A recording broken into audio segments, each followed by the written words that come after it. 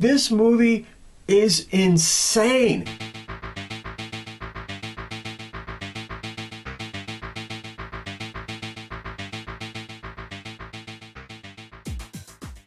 Okay, we're looking at 1965's Orgy of the Dead. Before we go any further, let's go to the trailer, or what this thing they call a trailer is, I'm not even sure. Hit it.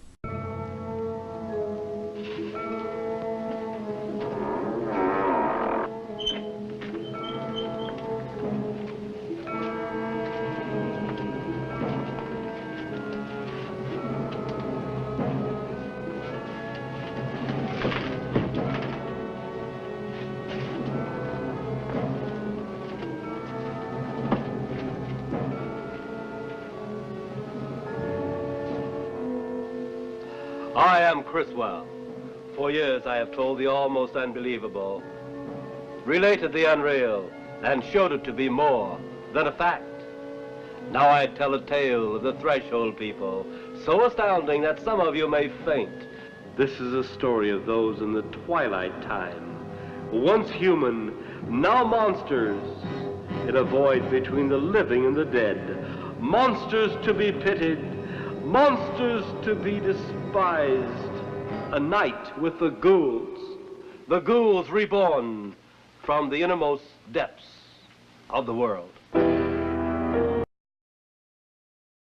Okay, Orgy of the Dead was made in 1965. Everybody seems to think it's a Ed Wood directed movie, let me put it that way, but it's not. There was a guy named A.C. Steffens that directed it. He was a Bulgarian director, and if there was a movie with a low budget and a lot of boobs in it, that's basically all that he did. He did movies like The Beach Bunnies and Hot Ice and Five Loose Women and The Snow Bunnies and Class Reunion and The College Girls and Bachelor's Dreams and Suburbia Confidential.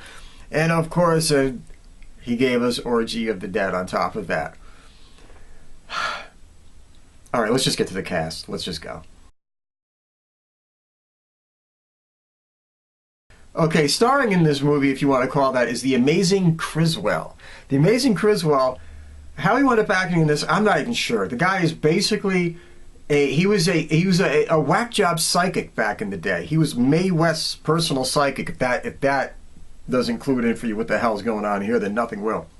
He would come out and he would make outlandish predictions and all this kind of shit. None of them ever came true. The guy was just a wingding. He was supposed to take a coffin with him. He told people he slept in it. He had this really flamboyant yellow hair that looked like he was Captain Blasto from the PlayStation 1 game. He was just a weird man. And he wound up in a weird movie. You know, come on. Next comes Fawn Silver, who plays the Black Ghoul. Fawn Silver was in movies like The Unkissed Bride and Legend of Horror and Terror in the Jungle. But what she's really probably the most famous for, if you want to call what she has achieved fame, was that she in this movie was like the original Elvira prototype. I don't know if there was one like before her, maybe kind of in black and white movies you kind of had that look pop up in a little bit.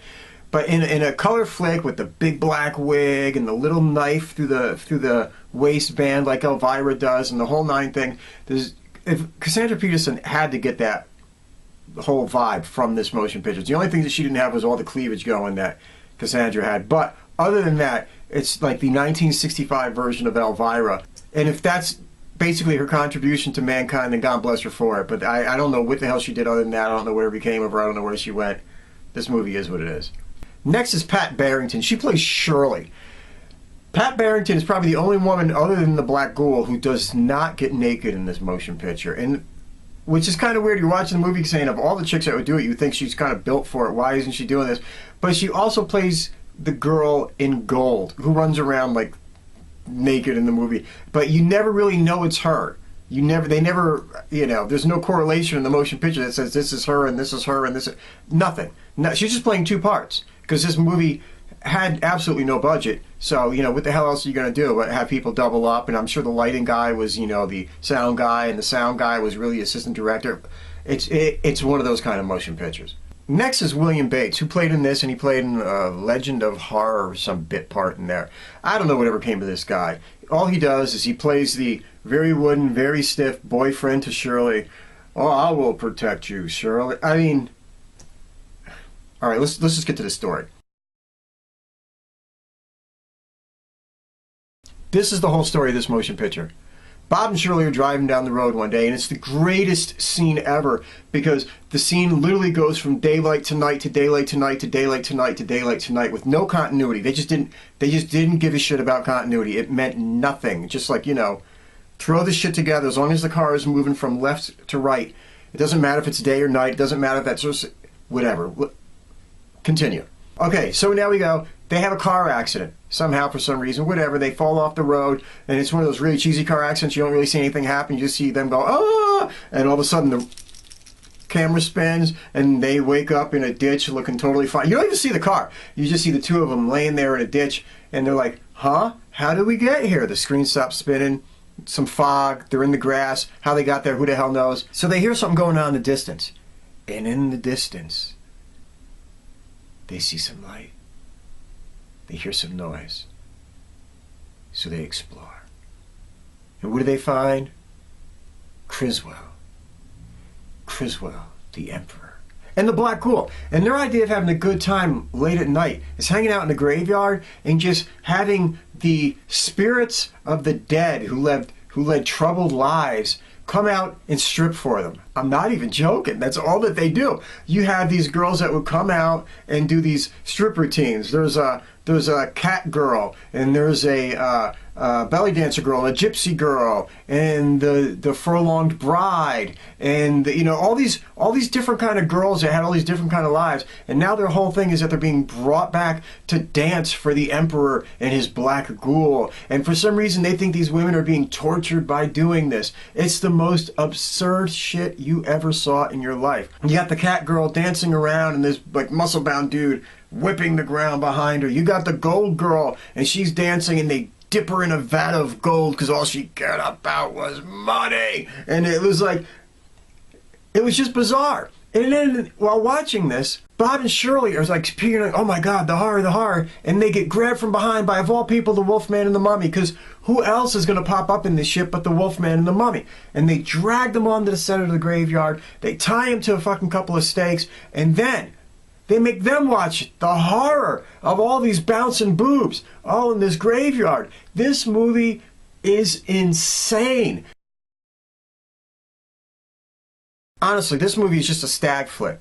It was a stag flick disguised as a motion picture. They just wanted to have a bunch of local strippers, and that's who played these parts, everybody. It was just local strippers that they hired to come out and do this role. And by the way, these are 1965 strippers, so let me clarify something with you. These are not girls working on a pole, doing gymnastics, all kinds of athletic ability. I promise you that's not what you're going to get. You are going to see a bunch of 1965 girls bored out of their minds coming out there, and there's one stripper, she comes out and her whole thing is she just walks like,